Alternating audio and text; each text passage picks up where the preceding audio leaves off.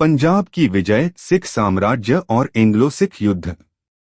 भारतीय उपमहाद्वीप में एक शक्तिशाली साम्राज्य सिख साम्राज्य अपनी वीरता और स्वतंत्रता की भावना के लिए जाना जाता था।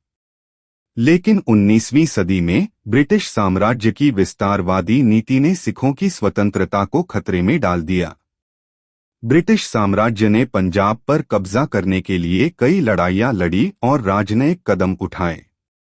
1845 से 1846 में एंग्लो सिख युद्ध हुआ और 1849 में पंजाब ब्रिटिश साम्राज्य का हिस्सा बन गया।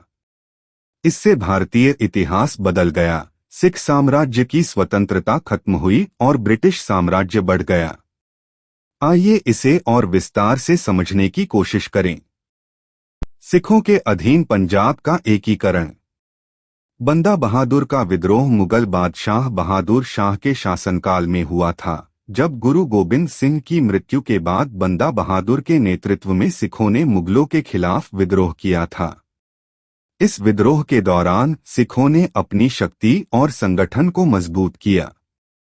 बाद में 1715 में फर्रुखसियर ने बंदा बहादुर को हराया और 1716 में उसकी हत्या कर दी। इसके बाद सिख नेतृत्वहीन हो गए और दो गुटों में बंट गए, बंदाई उदारवादी और तत् खालसा रूढ़िवादी। भाई मानी सिंह ने 1721 में दोनों गुटों के बीच की खाई को पूरा किया और उन्हें एकजुट किया। इसके बाद 1784 में कपूर सिंह फैजुल्लापुरिया ने दल खालसा की स्थापना की, जिसने सिखों को राजनीतिक, सांस्कृतिक और आर्थिक रूप से एकजुट किया। दल खालसा की स्थापना के बाद खालसा जनसंख्या दो गुटों में बंट गई, तरुण दल युवा सेना और बूढ़ा दल वयोवृद्ध सेना। रणजीत सिंह और अंग्रेज। महाराजा रणजीत सिंह का जन्म 2 नवंबर 1780 को हुआ था, जब पंजाब में 12 महत्वपूर्ण मिसल थे। भंगी अहलूवालिया, रामगढ़िया, नकई, कन्हैया, उल्लेवालिया, निशानवालिया, फैजुल्लापुरिया, सिंहपुरिया, करोड़ सिंहिया, शहीद, फूलकिया, सुक्करचक्किया।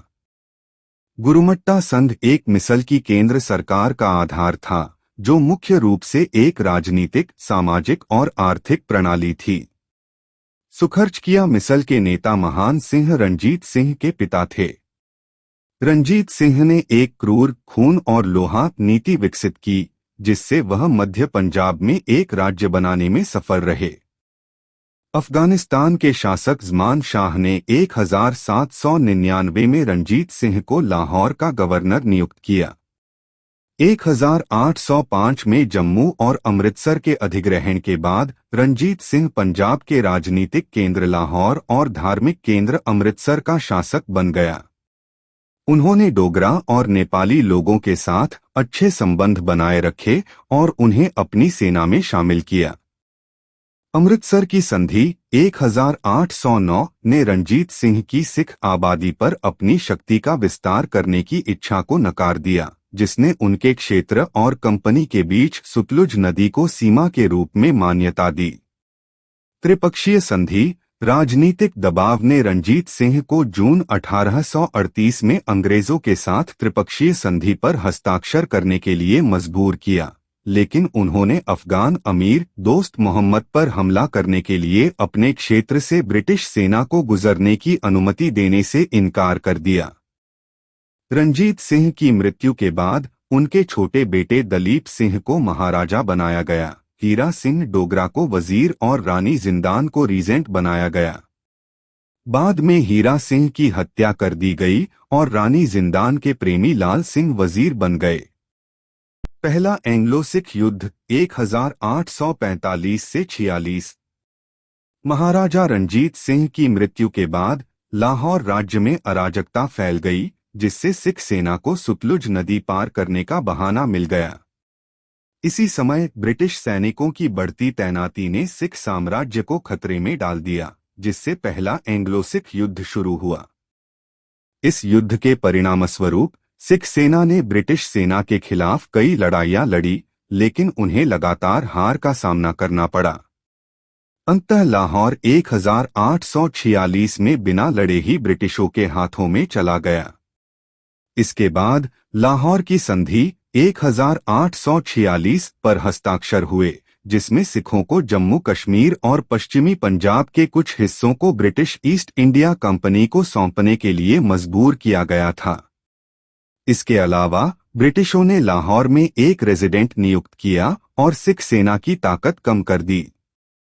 इस युद्ध के बाद सिखों को युद्ध की क्षतिपूर्ति का भुगतान करने में असमर्थता के कारण कश्मीर को गुलाब सिंह को बेचना पड़ा। इससे सिखों में आक्रोश और असंतुष्टता फैल गई और उन्होंने फिर से विद्रोह किया। इसके बाद भाईरोवाल की संधि 1846 पर हस्ताक्षर हुए, जिसमें पंजाब के लिए एक रेगेंसी काउंसिल की स्थापना की गई और रानी जिंदान को रेगेंट के पद से हटा दिया गया था।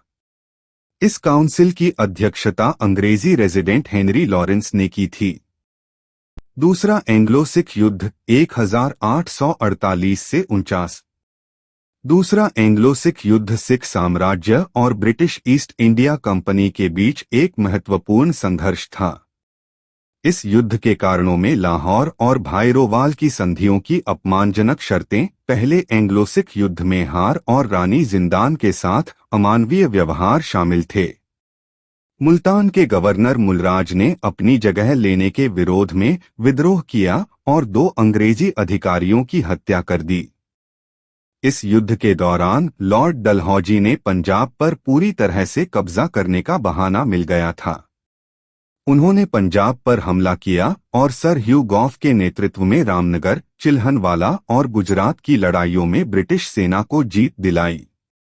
अंततः सिख सेना ने रावलपिंडी में आत्मसमर्पण कर दिया।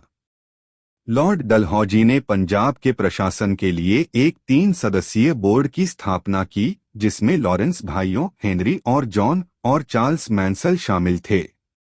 बाद में 1853 में बोर्ड को रद्द कर दिया गया और जॉन लॉरेंस पंजाब के पहले मुख्य आयुक्त बने। इस युद्ध में अपनी सेवाओं के लिए अर्ल ऑफ डलहौजी को ब्रिटिश संसद का धन्यवाद और मार्क्वेस के रूप में पीरेज में पदोन्नति मिली। उन्होंने पंजाब के विकास में महत्वपूर्ण योगदान दिया, जिसमें रेलवे, सड़कें, डाक और तार सेवाएं शामिल थीं। उनकी सबसे बड़ी उपलब्धि आधुनिक केंद्रीकृत राज्यों की स्थापना थी।